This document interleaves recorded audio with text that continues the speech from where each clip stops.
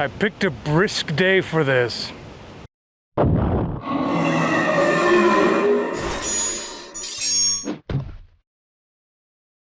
Well, I'm putting a lot of faith into this little microphone. Normally it deals with wind quite well, but this is a little bit more than just regular wind. Apparently it deals better with it than my hat. So, this is the Sōdai Tamahagane katana, I know, but in the middle of an English sentence, it'll probably happen anyway. Tamahagane is a traditional Japanese type of steel made of iron sand, and the maker says that about 100 kilograms of silt need to be panned by hand in order to get enough iron sand for one blade. It's then heated in a clay tub furnace and mixed with charcoal to give it the necessary carbon that transforms iron into steel. The process takes up to about 3 days, and then the tamahagane is selected by quality and forge welded into a blade with harder high carbon material forming the edge and tougher low carbon the core. The hamon is created by covering much of the blade in clay during the heat treatment, leaving the edge uncovered. So that way, as you quench it, the core of the blade is going to cool much more slowly than the edge, which cools more rapidly anyway because it's less material. And the faster you cool the steel down after heating it, the harder it becomes. This blade has a straight hamon, which at first glance may appear subtle, but depending on the light, it's very obvious. It has very appealing decorative elements which are gold-plated, undoubtedly part of where the price tag comes from. And the tsuba and fittings are made of blackened copper. So the black contrasts beautifully with the gold. It has a silk ito, the wrap, over race skin. Whether or not you're a fan of this type of sword, the aesthetics are definitely impressive. Not just with the decorations, but particularly the blade geometry is remarkably crisp on this. When we look at the different sections, there's the shinogi-ji, which is the flat area between the spine and the edge bevel, and the shinogi is the line that divides those two sections. The shinogi-ji is remarkably flat, and the line is extremely crisp and clean.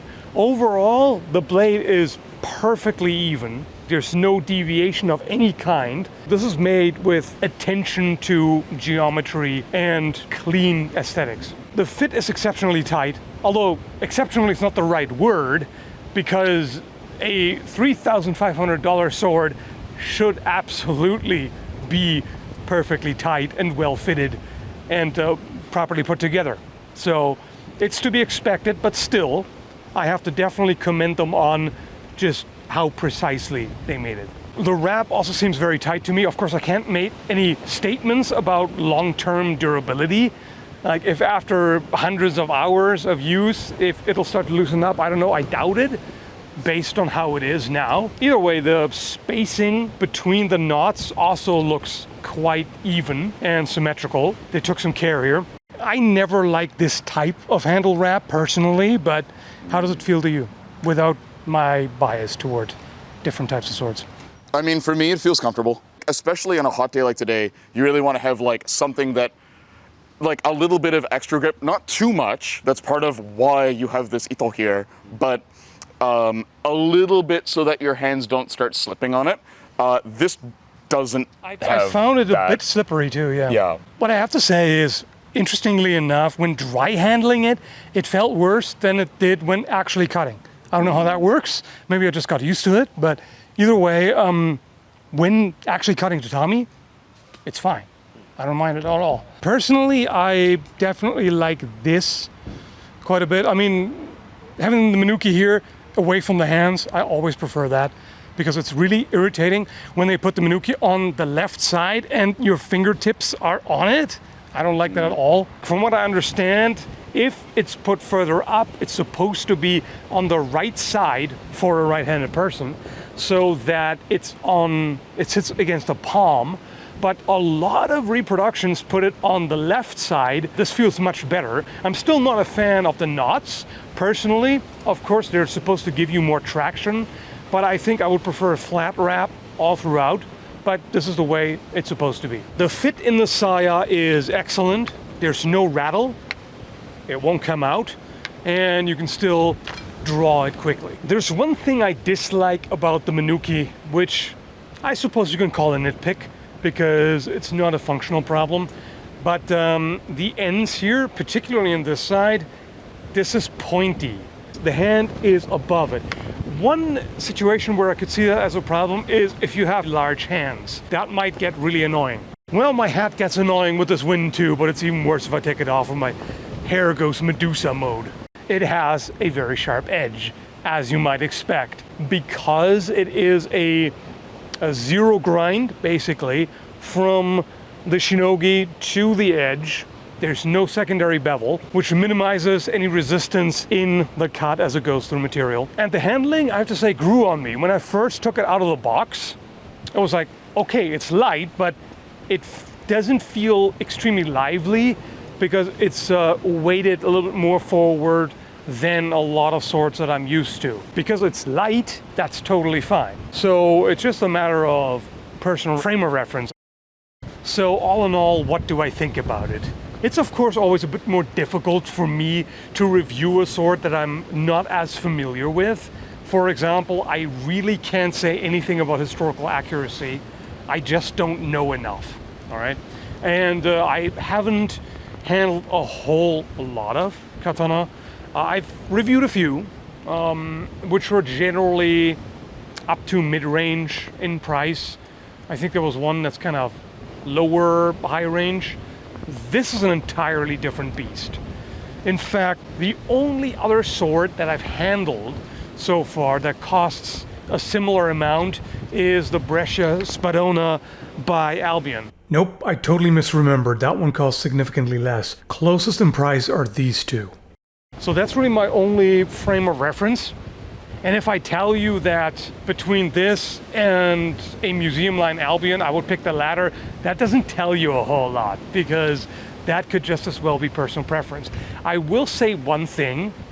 If you value function and performance most of all, not all of the money is in that in this case. A lot of it comes down to this laborious way of making a blade. To an extent, you're paying for the aesthetics, you're paying for, I was going to say cultural value. Can you really say that? Because this is not a genuine katana, if you will, because it's not made in Japan. In Japan, it's very strict about what is genuine, what can be imported and exported, and all of that. So this is made in China. So you don't have that angle as such. You can expect the same performance, in my experience, from a $1,000 sword. You know, like a third of the price.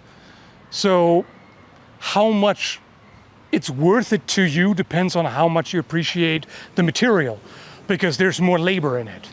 Like, yeah.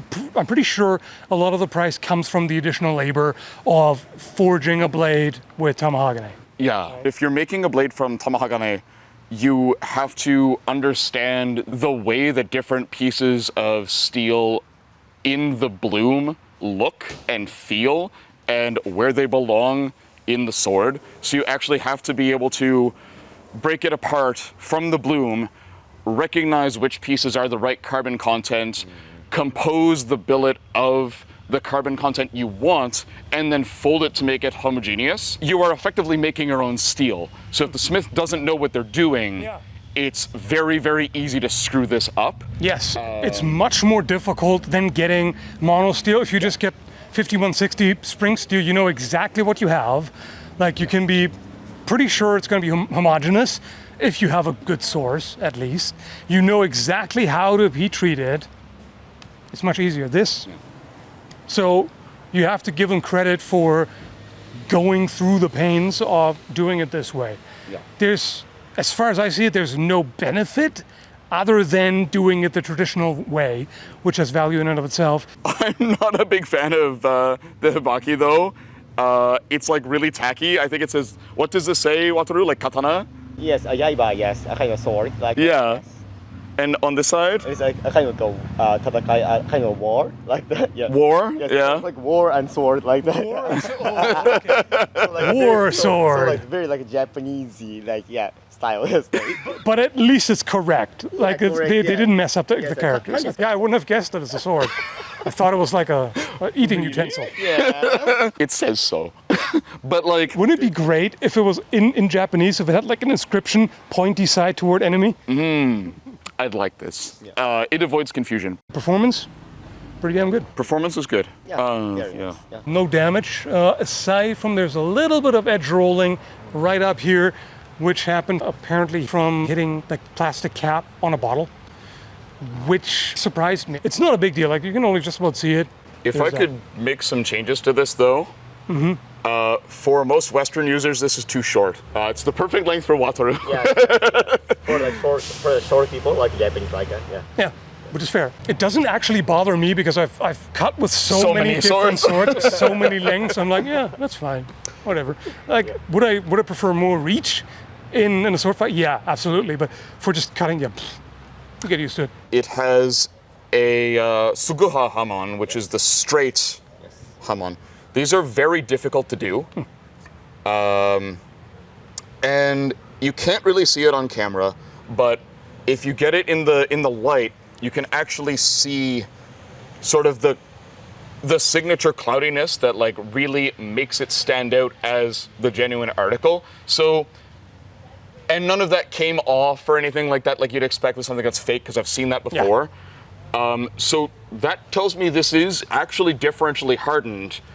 That's impressive. And it's actually nicely done. It looks actually very, very nice, even after cutting with it for 2 hours of wet targets. So. Yes. One thing you have to be aware of is you got to wipe it a lot because tatami water, I'm assuming, is acidic. It will stain blades really quickly. So we already saw some spots developing, but some oil took care of it. I don't think there's any left, right? Might be a couple on this side. Yeah, a little bit maybe. Yeah. So yeah, you got to be really on top of the maintenance and wipe it between every cut. I would even say you might even want to oil it in between if it's a longer cutting session. Should probably done that. So I mean, of course, it's not like spring steels that have chromium added to them. Exactly. This doesn't. This is no straight chromium up at all. steel, so it will corrode much more than some of the alloy steels that we're used to. Thanks for the commentary. Hey. You know a lot more about it. If people are interested in learning about things like that, The Craft of the Japanese Sword by Yoshindo Yoshihara is like the book for it. Usually I tell you what I think about the value for money in a review. This time I'm gonna straight up refrain from doing that because I don't think I can really accurately, objectively judge that. I'm not even sure it's possible because there's a lot going on here that has subjective value, aesthetic value, abstract value, which is value nonetheless. But yeah, I can't really say too much about whether I consider this worth it or not. I personally wouldn't have bought it, but again, this doesn't really tell you a whole lot. I generally would not buy a sword in this price range, straight up. It's just, in this economy, quite frankly, I could not justify it.